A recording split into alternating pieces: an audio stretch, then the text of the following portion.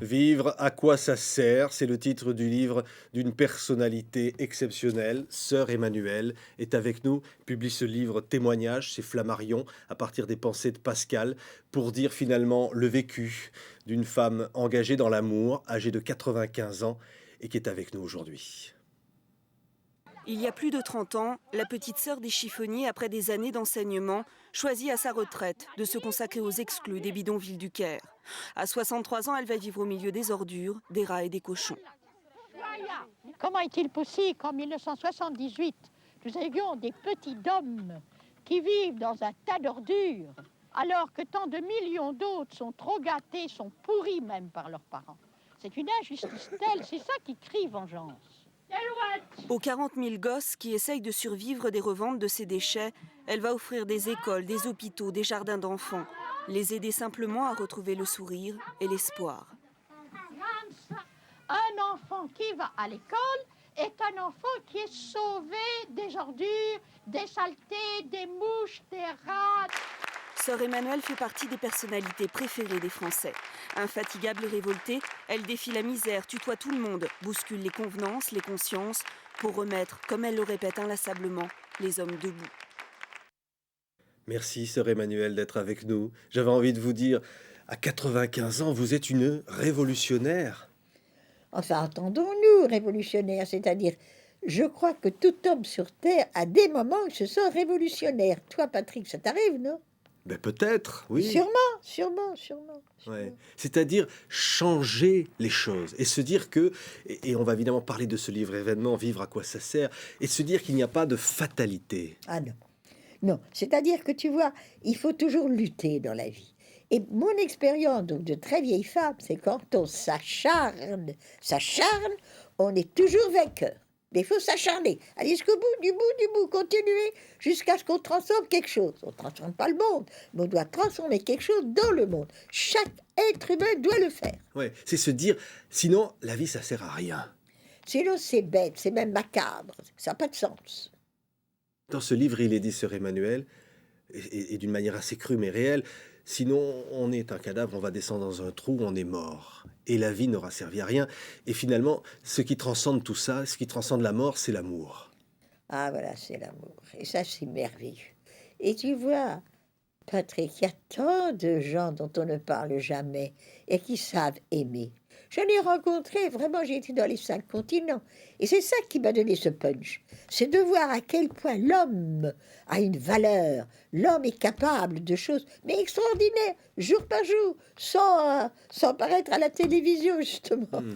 Et l'homme le plus humble, parce qu'évidemment, ma sœur, vous êtes allée avec les enfants, on l'a vu dans ce reportage à l'instant, on va évidemment parler de ce parcours incroyable, dire que tout a commencé avec d'abord, on va aller voir ces visages de vos parents chéris, hein, cette enfance née à Bruxelles, c'était en 1908. Oui, je suis né Et en c'est 1908, c'est pas avant-hier. Hein. ouais, ces parents que l'on voit ici à l'image, c'est une enfance heureuse qui s'est un jour arrêtée par... Enfin, il y a eu un drame. Il y a eu un drame terrible. Oui. Je suis pas la seule. Hein. Ouais. C'est-à-dire qu'un jour, et le livre Vivre à quoi ça sert commence par cela, au bord de l'eau, une petite fille a vu son papa chéri ne pas revenir. Il a disparu en une seconde. La mer était mauvaise, il nous avait fait un peu danser dans les flots. Il nous a laissés avec notre institutrice, et puis il est parti un peu loin. Il y avait du soleil qui jouait sur l'écume, et papa, il était beau dans l'écume, il me faisait des signes. Puis il y a eu une grande vague, et puis on n'a plus vu papa. Ça pour une petite fille, bientôt 6 ans, je crois que c'est un choc qui reste sans qu'elle se rende compte toute la vie. Hein. Voilà, tout nous glisse et fuit d'une fuite éternelle. Je ne connaissais pas Pascal, mais c'est ça. Et voilà, tout passe, c'est comme l'écume, voilà, c'est beau l'écume. Et puis, tu n'as plus que de l'eau salée dans la main, hein. C'est ça. Ouais, ces visages chéris, j'ai envie de penser alors, à cette première pensée de Pascal qui est dans ce livre, le roseau au vent. Et vous dites, ma sœur, que vous étiez dans cette enfance, vous étiez un peu ce roseau comme ça, ballotté au gré du vent, en proie aux pulsions de la jeunesse. Ah oui, j'étais révoltée. Rien ne me plaisait. Les études, à quoi ça sert? Vivre, à quoi ça sert? Enfin, comment dire, je ne trouvais goût à rien. Et puis, il y a une histoire de chat. Oui, Et on est à oui. l'école. Oh, ça, c'est charmant, mais c'est vrai. Il y avait un chat qui s'étirait au soleil. Là, il était bien. Je dis, mon Dieu, si j'étais chat, quelle merveille. Je dois avoir 14, 15 ans. Pas d'école, pas d'histoire. Pas être obligé de toujours le devoir, le devoir, le devoir. Ouf! Et puis bien, il faut tout de même que je prépare pour le lendemain mon travail. Alors j'ouvre. Et puis ce jour-là, je tombe. Je connaissais pas Pascal, bien sûr, et je commence à lire. L'homme n'est qu'un roseau. Ah, je dis, ben ça c'est vrai. Ça, pour le coup, hein. Mais est le plus fragile de l'univers. Mais c'est un roseau pensant. Alors, tu comprends, Patrick, moi, ça m'a fait un choc. Ah, mais je suis pas un chat, moi. Je pense. Je connaissais pas encore Descartes, je pense, donc je suis. Mais je pense. Et tout à coup, je me suis rendu compte que vivre, mais c'est penser. C'est ça, un homme, une femme, ça pense. Ah, mais vraiment, ça a été un choc et il m'est toujours resté. Et à partir de là, dans cette envie d'apprendre, les philosophes, toutes les penseurs, essayer de comprendre ce qu'il peut y avoir derrière tout cela. Voilà. Essayer d'utiliser la pensée pour devenir plus moi-même, tu comprends? C'est ça qui m'a fait ce choc.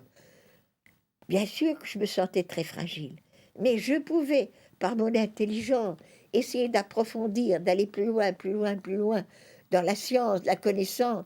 C'était passionnant. On aurait pu penser que cette jeune fille allait tomber amoureuse, et elle est tombée amoureuse, hein, c'est raconté Plus tard, dans ce beaucoup livre. plus tard, Oui, beaucoup plus tard. oui. Non. Parce que la jeune fille, elle s'achetait des beaux chapeaux, elle aimait les belles choses. Ah oui, bien sûr, bien sûr. J'étais un peu coquette, enfin quoi. J'étais même très coquette. J'avais besoin toujours de beaucoup d'argent. Ma mère me disait, mais enfin, ma fille, tu as des poches percées, c'est pas possible. Il fallait toujours autre chose, être la plus chic, des plus chics, etc. Aller au théâtre, au cinéma, voyager. Et puis, au fond, je sentais un trou dans mon cœur. C'est ça la question, je crois. Je crois que justement, depuis la mort de mon papa, sans que je m'en doute, il y avait un vide. J'avais essayé de le remplir, voilà, avec tous les plaisirs. Et puis, il n'y a rien de plus fugitif que le plaisir. Hein. Ben, je voyageais, j'allais à Paris, j'allais dans ma famille, bon, je pouvais danser, m'amuser. Et puis, et après, qu'est-ce qui est resté de ça? Un peu d'eau salée. Et puis, alors, je me disais que moi, j'étais privilégiée, bien sûr, et j'entendais parler d'enfants malheureux qui avaient faim, qui n'avaient pas d'éducation, pas d'instruction, rien à travers le monde. Et je me disais, ah ben ça donne du sens à la vie. Eh bien alors, moi, je vais me lancer là-dessus. Je vais me lancer dans ce chemin pour aider d'autres à vivre. Tu comprends? Ça m'a saisi. Ouais. Alors, ça va être l'enseignement, hein, Istanbul. Istanbul, la C'est Turquie. des souvenirs formidables, j'imagine. Ah oui, c'est un beau pays, la Turquie. Et j'ai beaucoup aimé les Turcs. Les Turcs, tu vois, ils sont, comment dirais-je, ils sont un peu durs. Un Turc ne te sourit pas du jour au lendemain. Mais quand tu as un ami turc, hein, c'est pour la vie. Oh, ça c'est pour la vie. C'est une merveille. Ouais. L'enseignement, et puis après, ça va être la Tunisie.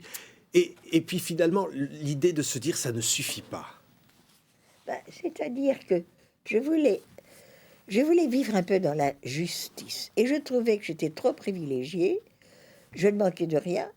Parce que la supérieure de toute communauté religieuse est tenue par la règle, obligée de veiller à ce que chaque sœur ait ce qu'il lui faut en nourriture pour après travailler, qu'elle puisse dormir dans un lit convenable, qu'elle ait les vêtements nécessaires pour ne pas avoir froid en hiver, de sorte que je me disais, mais moi, au fond, qu'est-ce qui me manque? Rien.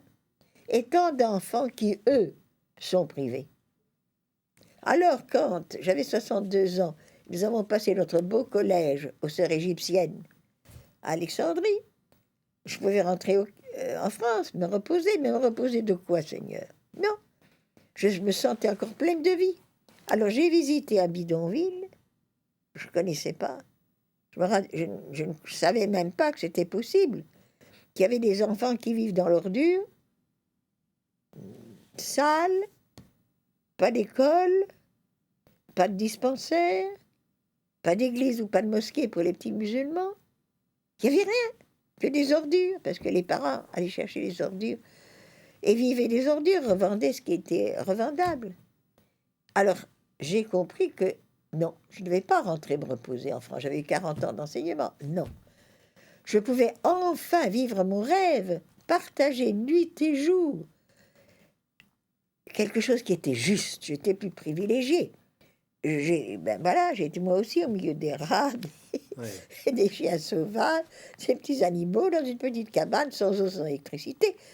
Enfin, je vivais comme, mon Dieu, des millions d'hommes, de femmes et d'enfants. C'était ça, finalement, vous dites, c'est le bonheur, finalement.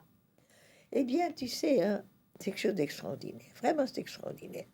Je n'aurais jamais pensé que privé de tout, car dans un bidonville, on n'a rien, naturellement.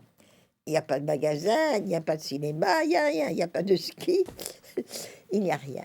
Mais il y a l'homme et il y a tout.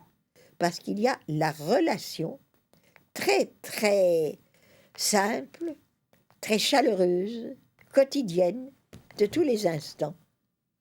On se serre les coudes, on est encordé. J'ai senti ça très fort dans ce bidonville. Et c'est ça qui donne ce punch dans la vie. Ouais.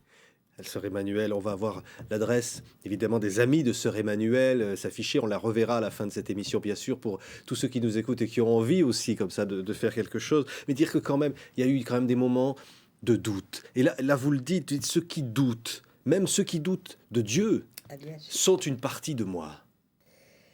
C'est parce que tu vois, je vais t'expliquer, c'est que moi je suis passée par tout ça. J'étais une famille très catholique. Et à l'époque, il y a 70 ans de ça, le doute n'existait pour un petit pas. C'était normal, tout le monde allait à la messe, et bien tout le monde croyait en Dieu, puis c'est tout. Et puis, quand j'étais à Istanbul, il s'est fait que, c'était pendant la guerre, j'avais demandé d'être surtout avec les plus pauvres, les enfants, les plus petits. Et là, je n'avais pas besoin, évidemment, de licence. Et puis, arrivé à Istanbul, la directrice a trouvé que j'avais une certaine capacité d'enseignement et qu'il fallait me mettre avec des élèves plus grandes. Et alors, je me suis rendu compte qu'il me fallait une licence.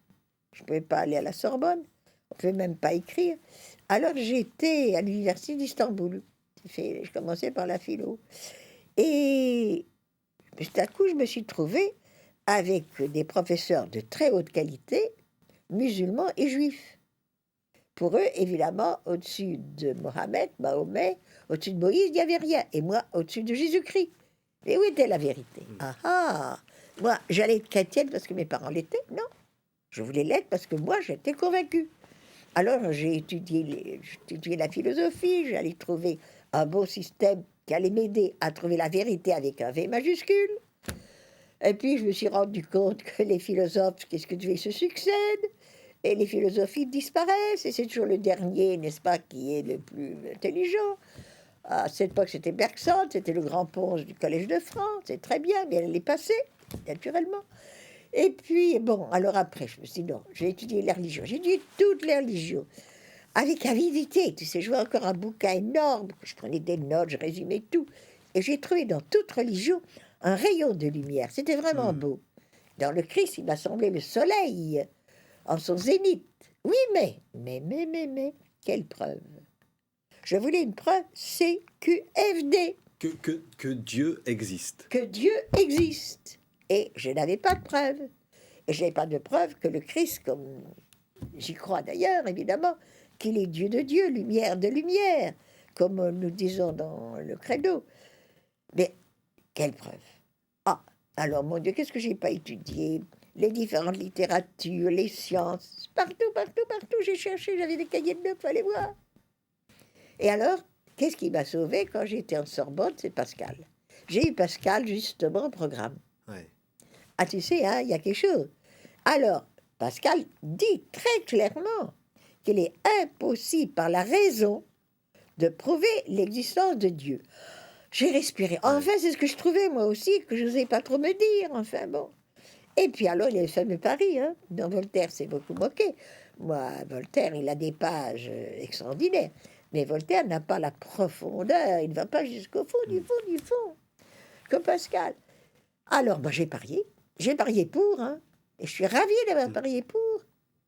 Mais au fond, hein, moi, j'ai compris comment on s'approchait de Dieu dans le bidonville. Extraordinaire. C'était un soir, il faisait froid, un soir d'hiver, j'avais bien fermé ma porte, on n'avait naturellement pas de chauffage. Bah, on n'était pas sous zéro, mais on était 2-3 degrés, il faisait pas très chaud. Et puis, tout à coup, j'ai entendu un chant, comme une mélopée, ça s'arrêtait, ça reprenait. Alors, fidèle, évidemment, j'ai ouvert ma porte, la porte de ma cabane. Et la cabane d'à côté, c'était Fauséa, ma chère, très chère voisine, la chiffonnière, pauvre chiffonnière souvent battue, assise, elle avait fait du feu, parce que comme un bidonville, les murs, c'est un vieux bidon, et puis le sol, c'est la terre. Si tu mets un peu une paillasse au fond, ça va. Elle avait allumé le feu, elle était assise par terre, bien sûr. Son visage, je ne peux pas te dire, Patrick, c'était beau. Son visage était illuminé. Son mari, qui savait un petit peu lire, lisait l'Évangile. Et Fauséa le reprenait, le chantait. Elle chantait le Christ.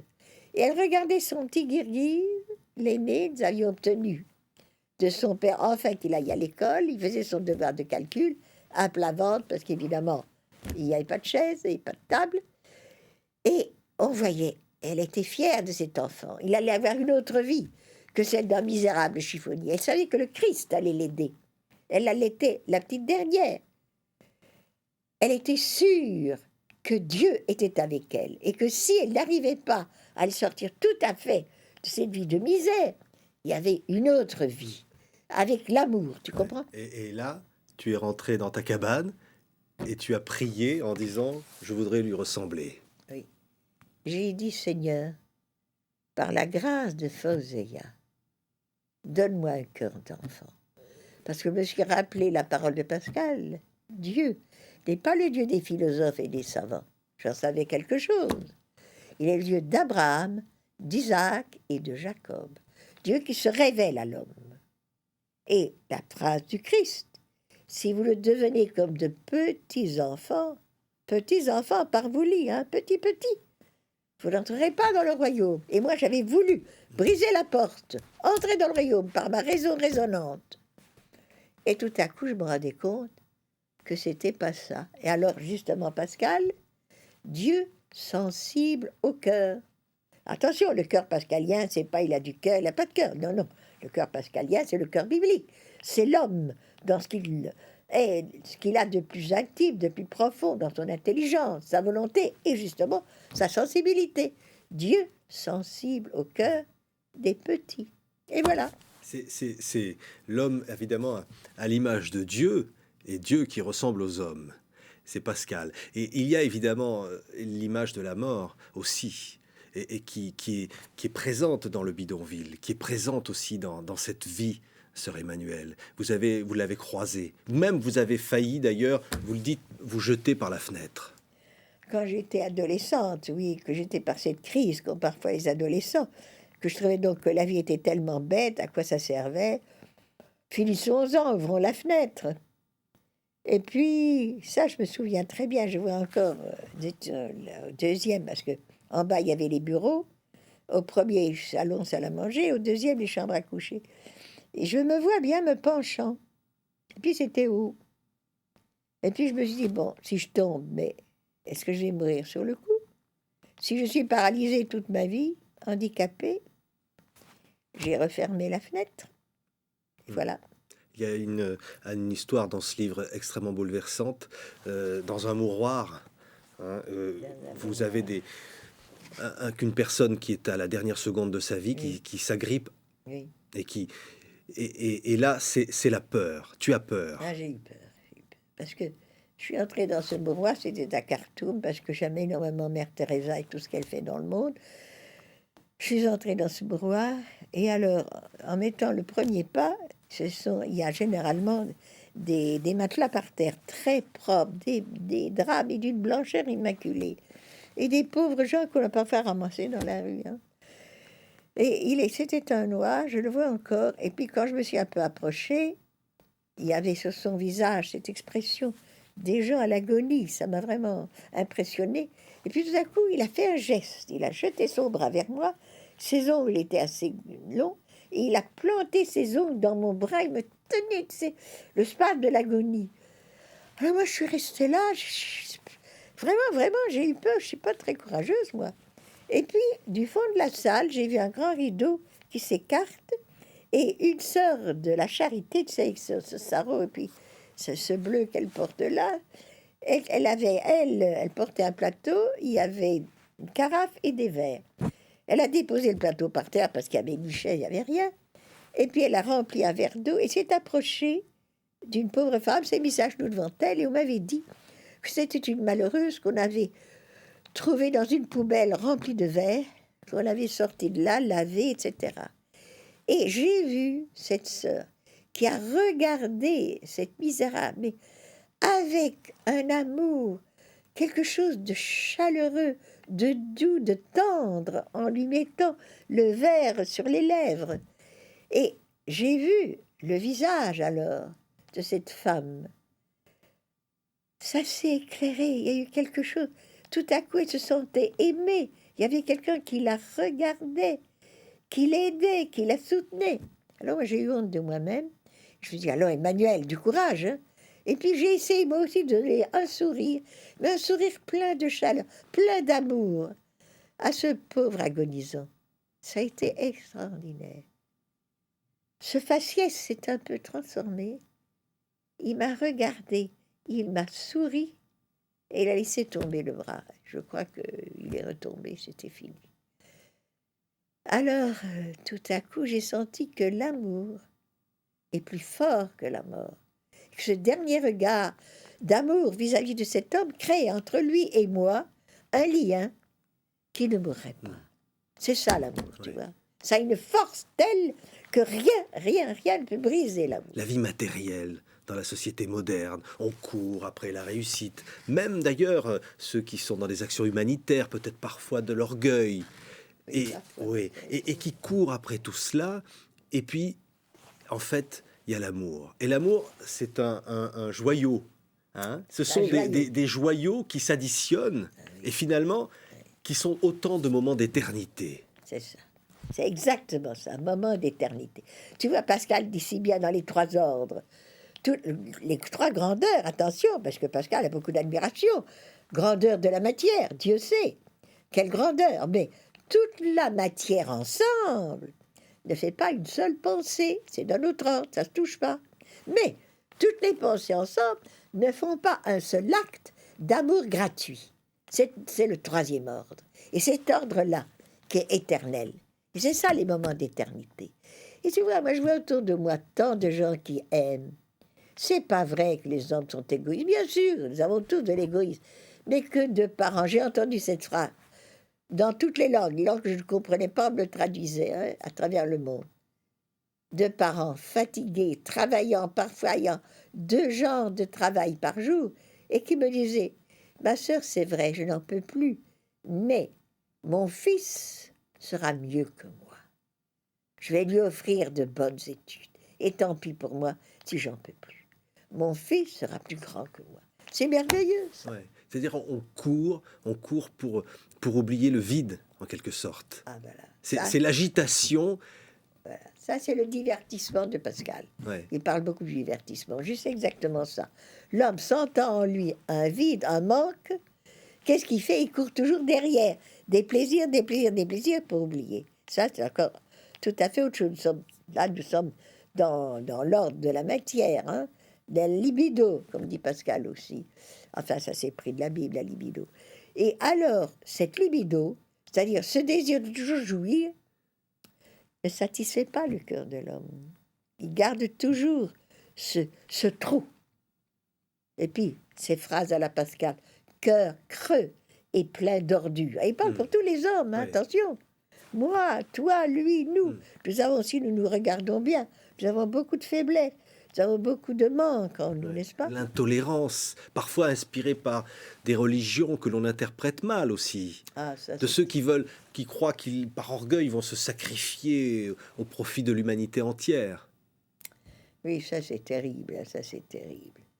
Mais ce qu'il y a, hein, c'est que parfois, en effet, ça Voltaire avait raison sur ce point, qu'il n'y a rien de pire que la religion pour créer l'intolérance. Nous en savons tous quelque chose. Mais d'autre part, tu sais, moi j'ai des milliers d'amis musulmans, j'ai toujours été un pays musulman.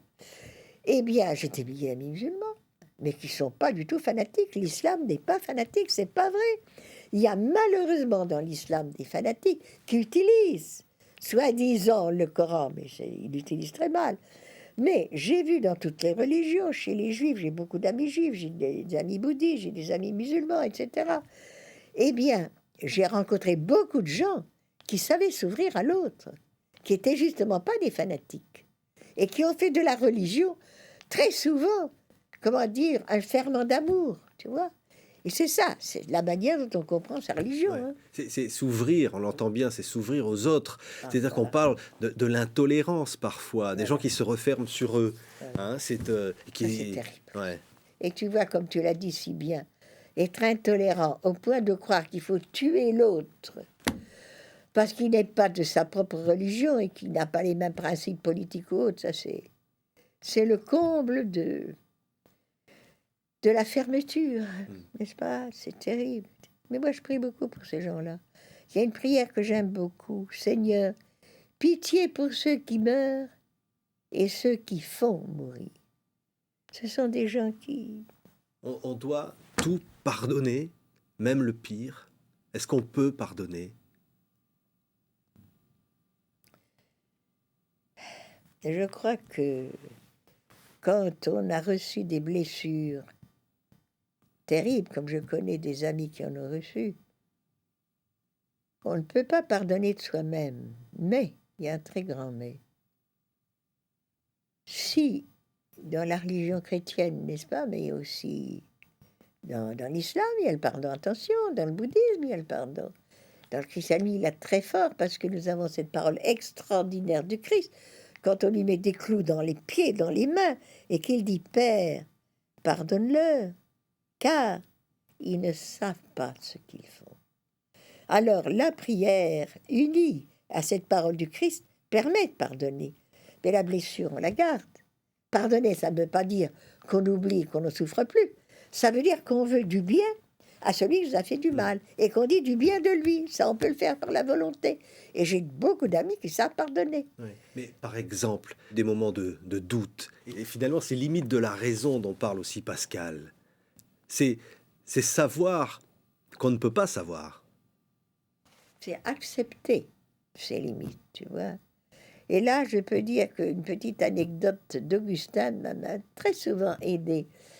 C'est une anecdote qu'on connaît beaucoup. Augustin, je parle, le grand philosophe, le grand théologien, eh bien, il se promenait, paraît-il, le long de la mer de Carthage, qui est une mer extraordinaire. Je suis passée par là aussi.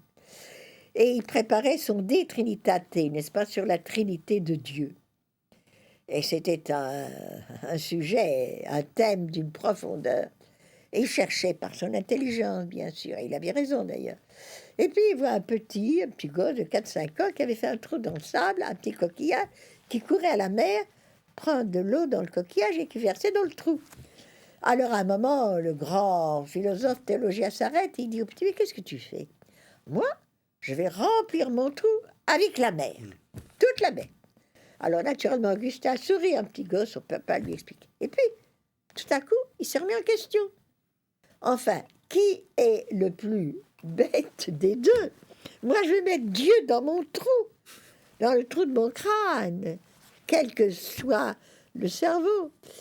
Et lui, il veut mettre la mer dans son trou à lui. Et ça lui a donné un peu réfléchi. Et je t'avoue que ça m'a beaucoup aidé, cela. Parce que quand ça m'arrive encore, je ratiocine, si Dieu existe, pourquoi il y a tant de choses Bon, et puis, tu veux mettre Dieu dans ton trou, toi, Emmanuel, allez, les moulins à vent. Sois sûr que Dieu est amour et que lui sait que cette vie ici, aussi terrible qu'elle soit, c'est quelques instants pour l'éternité, et qu'après, il offre, et justement le Christ est venu pour ça, il offre à tous ceux qui souffrent, qui sont les victimes, mais un jour, attention, attention l'échelle sociale, hein, celui qui est tout en bas, un jour pour l'éternité, c'est l'échelle de Jacob. Oui, mais quand une petite fille un jour... Ah oui. Oui, ça... Là, il y a le doute. Ah non, mais ça a été terrible. Ça, c'était à Beyrouth. Nous étions partis avec mon association, justement, d'amis de sœur Emmanuel. Nous cherchons partout, évidemment, des enfants sauvés. Maintenant, nous en avons 70 000.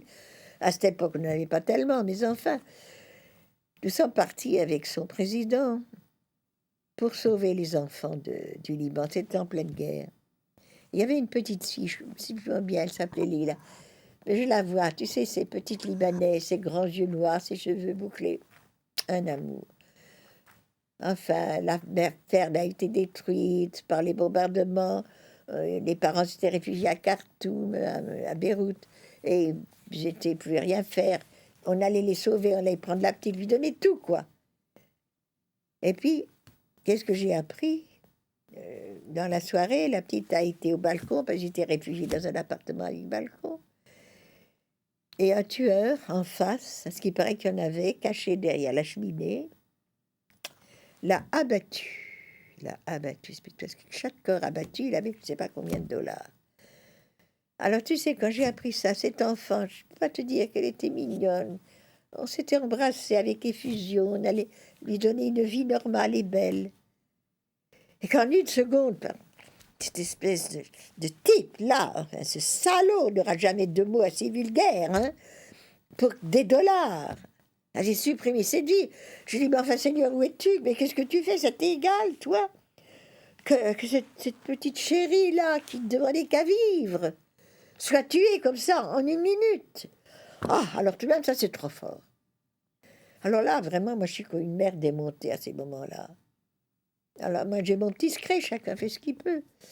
Tu sais, moi, je prie une certaine femme, la femme de la douleur, la femme de la mort, la femme en qui on a remis dans les bras son fils, avec justement des trous dans les pieds, dans les mains, sur le côté, du sang partout, etc. C'était horrible ce qu'on lui a rendu. Son fils. Eh bien, nous l'appelons la Pietà. J'aime beaucoup la Pietà de Michel-Ange, mais enfin, c'est une femme grecque, une déesse. J'aime mieux la Pietà d'Avignon, d'autres dans les églises. Les femmes qui ont été peintes ou sculptées par des gens plus, je ne sais pas, peut-être moins de talent qu'un Michel-Ange, mais qui représentent la femme qui souffre vraiment. Alors, quand je la regarde, c'est difficile à expliquer, mais jamais, je n'ai rencontré une peinture ou une sculpture de la femme de la mort de ce vendredi. Jamais elle a été représentée. Tout est perdu, il est mort, c'est fini. Ça, c'est Marie-Madeleine. Marie-Madeleine est là souvent. C'est fini. La Vierge, non. Elle est sûre. Il y a quelque chose dans son visage. Bien sûr, il y a des larmes, elle est la douleur. Mais elle est sûre, elle, que ce corps va tressaillir, qu'il va ressusciter, que c'est pas vrai que la mort est la mort pour l'éternité.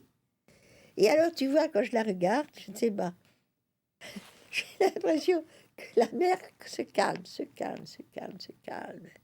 que je comprends qu'au moment où la balle est entrée, paraît-il, dans la tête, le cerveau de la petite Leïla, Dieu était présent pour cueillir son âme et la faire entrer justement dans le royaume de l'amour, pour les éternités des éternités, le royaume de la justice, le royaume où tout le monde se connaît dans la lumière de l'amour de Dieu, et que moi je suis une pauvre taupe, je comprends rien à rien, que je veux que sur terre tout soit bon. C'est pas possible, la terre est le moment où nous devons être, vivre, lutter, aimer et triompher pour nous préparer à autre chose, justement d'éternel. Et voilà, ça me calme, mais ça recommence aussi. Ma sœur, c'est très émouvant, évidemment, de vous entendre. Ce livre, Vivre, à quoi ça sert? On pourrait y ajouter, qu'est-ce qu'une vie réussie, finalement? C'est ça, hein. Le début du siècle, on vivait au jour le jour. Ah oui, Bonnement. Il n'y a pas de Ouais. problème, tu sais. Pas de problème.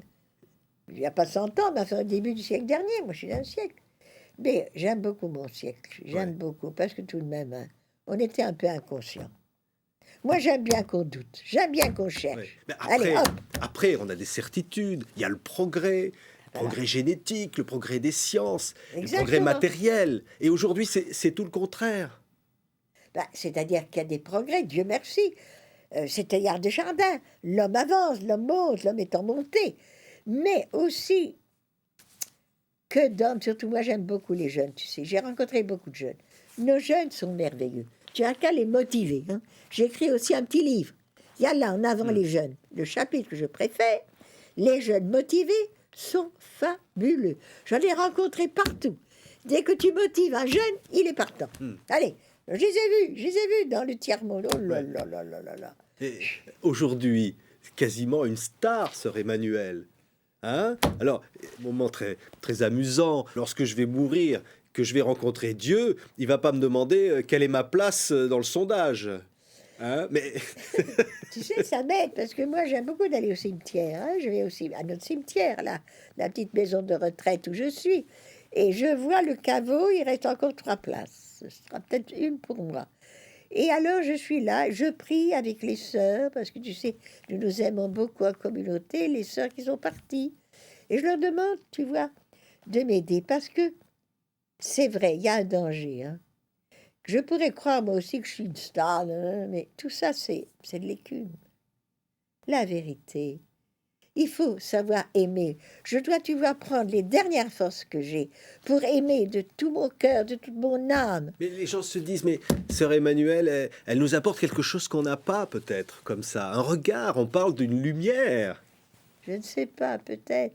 Et tu vois, mais ce qui est merveilleux, hein, je vais t'expliquer, c'est que maintenant, j'ai cette association, donc, Asma et les amis de sœur Emmanuel, qui a bien augmenté ce que j'ai essayé de faire.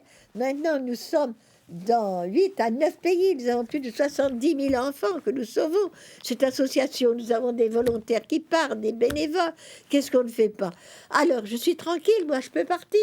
On va continuer à sauver des enfants. C'est pour ça que je désire que cette association puisse être de plus en plus aidée et que je passe à la télévision, à la radio. Allez, Safiria Emmanuel, en avant, qu'on sache qu'il y a une association de sœurs Emmanuel qui sauve des enfants. Ouais. C'est extraordinaire. Le jour où je meurs, c'est pas grave. Ah, c'est pas grave, hein. C'est pas grave, je pars en fusée. Allez, hop, vers le Seigneur. Yallah, en avant. Ouais, mais c'est cette force de vie finalement qui...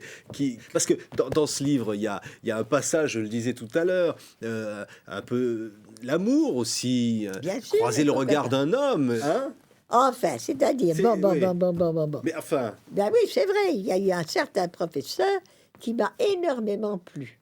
Et je me suis dit, ah, et j'étais religieuse, et je me suis dit, passer ma vie avec cet homme-là, ça serait quelque chose.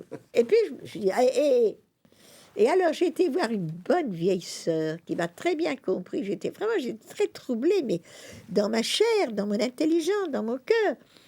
Et elle m'a dit, mais ma petite sœur, vous n'êtes pas la seule. Ah, je dis les autres, hein.